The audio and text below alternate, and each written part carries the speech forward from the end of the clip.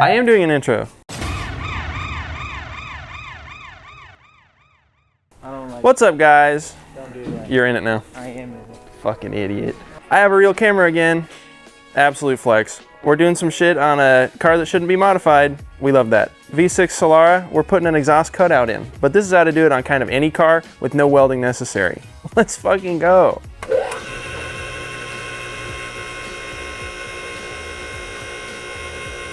Okay, so general rule of thumb, the way you should start when buying an exhaust cutout is you need to figure out the diameter of your pipe, okay? The external diameter, because you can't measure the inside, because, you know, it's a pipe that doesn't end. And the exhaust tip is usually a different size than the part you're actually gonna mount it to. So, you don't want it dumping like too close to your fuel tank. Not generally a good idea, but like back here, that's good. Now you can have it start around your fuel tank, but the dump needs to be in this general area. So let's measure this pipe and figure out what's going on. Get you a digital caliper of sorts. Measure this shit. 54 millimeters. Most of these exhausts are done in inches. Hi, Simon. What's up, man? How you doing? What are you doing? An exhaust cutout on a different V6 Camry. Nice. That's Oscar. He's awesome. Yeah, Simon is too. Yeah. So this is 2 1/8, I'd say. 2.13 inches, probably 2 1/8 is what they would qualify it as. But that's external diameter. So you need 2 1/4 internal diameter on your exhaust cutout or something like that. You can do the math yourself. But yeah, it all depends on your car. The next thing you need is a long straight piece of exhaust. If your exhaust is all over, which most of them have a straight area, you need about a foot of like straight exhaust so that you can mount this thing here and like have it seat correctly. And once you got all that figured out, you can pick out your kit. Let's go look at the kit we picked. This is the kit we bought from Amazon. There'll be a link in the description. They make a bunch of different pipe sizes for a bunch of different pipes. Pretty simple. This is the remote box. It goes up in the inside of the car somewhere. Powered by your cigarette lighter, so you don't actually have to wire anything. They give you a ton of wire and then a way to disconnect it so that you can run this through a grommet back here around the rear seat. We got one picked out for our car. And then it plugs into this. Now, this is where the magic happens. This is the motor that twists these two flaps. This is your pass-through. That's the part that's just gonna go normal style through your exhaust, and then that will close when this one opens, and this one just dumps, and that allows you to essentially have a muffler delete with the press of a button. Kind of cool. We're gonna put it like right here. What we need to do is cut this like with about 1 inch on either side. That way the clamps we're gonna use can actually clamp onto something and this won't slide off. If you cut it exactly in length with this, you'll have to weld it, and that's what we're trying not to do today. So I'm gonna hold this up, get a Sharpie, make a couple of marks about 1 inch in on either side, and then I'm gonna show you how I'm gonna cut it. So Sharpie, I farted and it fucking stinks. That's pretty cool. So I'm holding it up in the spot I want it. So line, line. My lines are roughly in line with this weld here and halfway between this weld and the edge, okay? So that gives me about 1 inch for me to mess with it on either side. Now, I'm not gonna use power tools today because those are noisy and I don't wanna do that. I'm using this exhaust cutter from Harbor Freight. These things are pretty sweet. You just wrap them around, clamp it in there, give it a squeeze. If it's not tight yet, then you move it down one. You kind of want it on the tightest one you can get it on. Shoot for this guy. Okay, got a decent squeeze. So make sure it's straight. Give it a big squeeze and then just start doing this.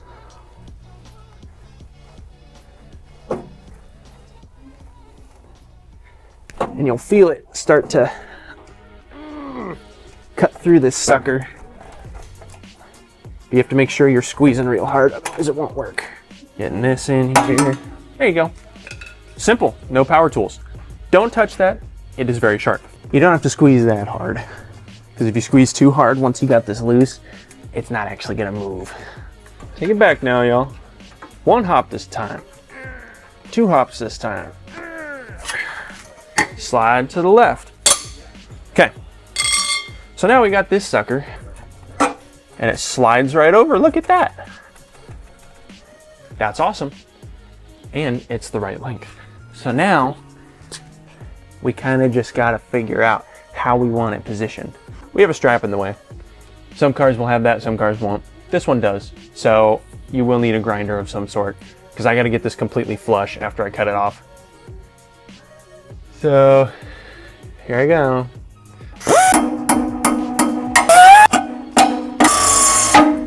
I'm just gonna crawl, sexual style. My knees hurt. Notice I used a mallet, not a hammer. I don't want to damage this end.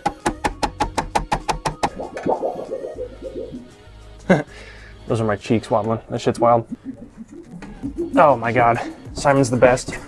He did it. There it is, it's on now. But ta-da! And that guy, we'll deal with him later, I guess. This suspension is gonna go up once the car's on the ground. So we have some clearance here. And with this, usually the exhaust hangs a little lower because it's heavy. And you really want your dump like as high as you can get it without it hitting things. So I'm gonna get it a little higher. Okay, now it's a little higher than the exhaust. That should be good. And I know that we have plenty of room here and here for the clamps to bite. Now we need to fit our little dump. I like to get these little turndowns from O'Reilly's. There's a part number, I guess. I don't fucking know. That's only for 2 1/4 inch though. So this goes here, and we need to make sure that we angle it in such a way that it doesn't hit things, and it's hitting things. Ah! I'm back. I'm back. It's me. Still queer. I cut. I fit. That's still pretty close. Watch this. A little bit of JB Weld. I like the steel sticks because they're putty. Take a little bit of that shit and you take your exhaust that you removed. You cut a little bit off. Stain your pants. That's an important part of the process. That way you look like you did something that day. Cram this shit in there. Wiggle it all about. It's like the hokey pokey and shit, you feel? Turn it all about. That's what it's all about. Then you put it right where it's gonna go.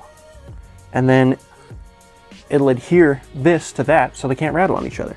It's fucking genius, man. You need 3 exhaust clamps. I use this type. And you don't want anything hanging lower than it was before. So you put these on, and I like to aim them sideways, like that. That way they don't hang too low.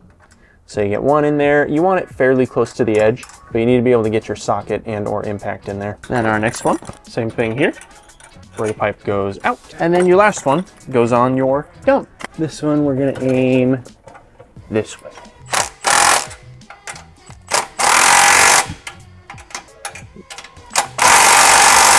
Now you wanna tighten these a lot because they're crushing the 2 pipes together to make sure they don't leak.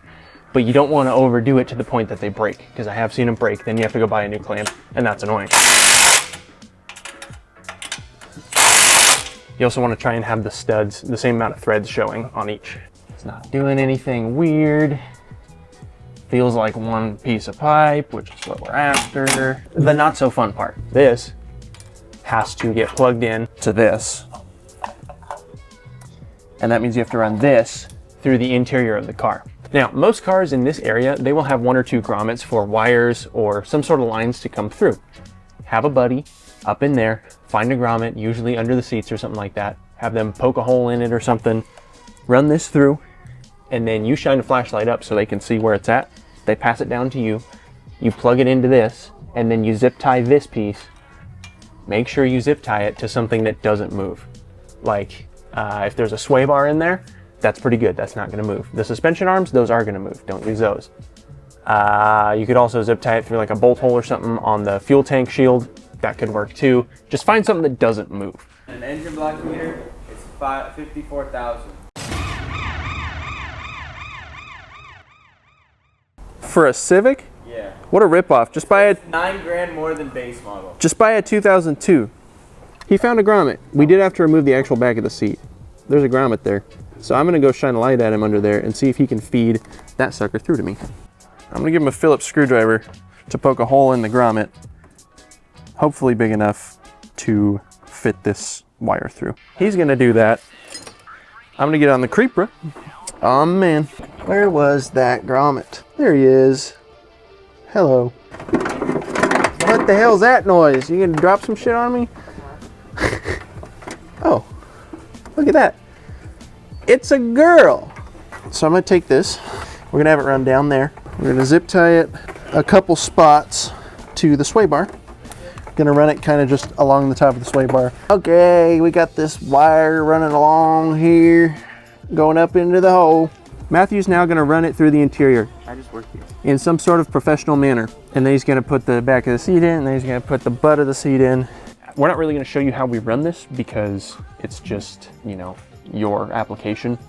And then after that, you just need to install the batteries in your remote. So Matthew, a new face on the channel, you guys will love him. Knowledgeable fella. He is gonna show you how to install the battery in the remote because it doesn't come with one and you have to buy a battery separate. The remote comes apart like so. You just kind of pry it apart with a little tiny screwdriver. You gotta take out what, 3 screws? 3 screws. 3 screws. Right on the front.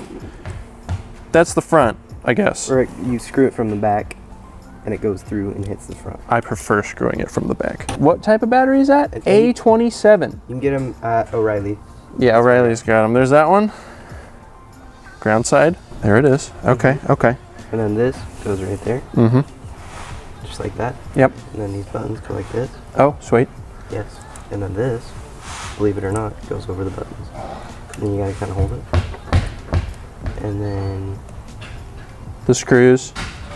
Screws go on top, and he's gonna screw it in, and then it's good. Everything's back together. We got it plugged into the cigarette lighter. We're gonna frickin' fire it up for you. Okay, here's the valve closed sound. Rev it a couple times.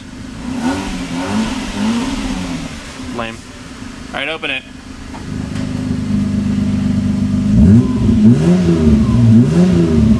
Yeah, that's pretty sick. Yeah, sometimes they hang kind of low. You can get some like exhaust hanger material and lift it up. That will assist with that. On this one, if we had enough material, we would be doing it, but we don't. This stuff. Hanging on something that don't move. Thanks for watching, guys. Don't forget to like, comment, and subscribe, and if you have any questions, comments, or concerns, put them in the comments. I might respond, I might not. Peace.